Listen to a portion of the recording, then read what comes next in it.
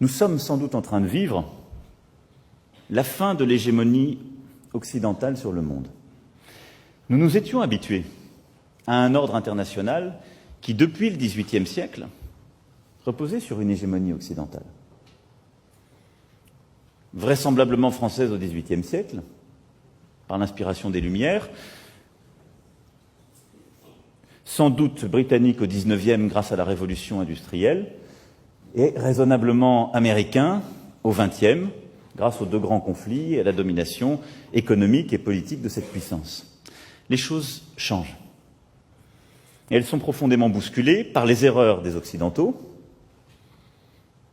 dans certaines crises, par les choix aussi américains depuis plusieurs années, et qui n'ont pas commencé avec cette administration, mais qui conduisent à revisiter certaines implications dans des conflits au Proche et Moyen-Orient et ailleurs, et à repenser une stratégie profonde, diplomatique et militaire, et parfois des éléments de solidarité dont nous pensions qu'ils étaient des intangibles pour l'éternité, même si nous avions constitué ensemble dans des moments géopolitiques qui pourtant aujourd'hui ont changé.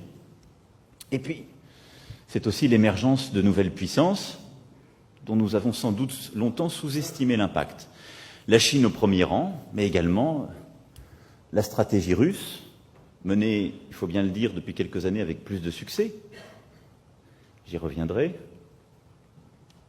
L'Inde qui émerge, ces nouvelles économies qui deviennent aussi des puissances pas seulement économiques mais politiques et qui se pensent, comme certains ont pu l'écrire, comme de véritables États-civilisations et qui viennent non seulement bousculer notre ordre international, qui viennent peser dans l'ordre économique, mais qui viennent aussi repenser l'ordre politique et l'imaginaire politique qui va avec beaucoup de force et beaucoup plus d'inspiration que nous n'en avons.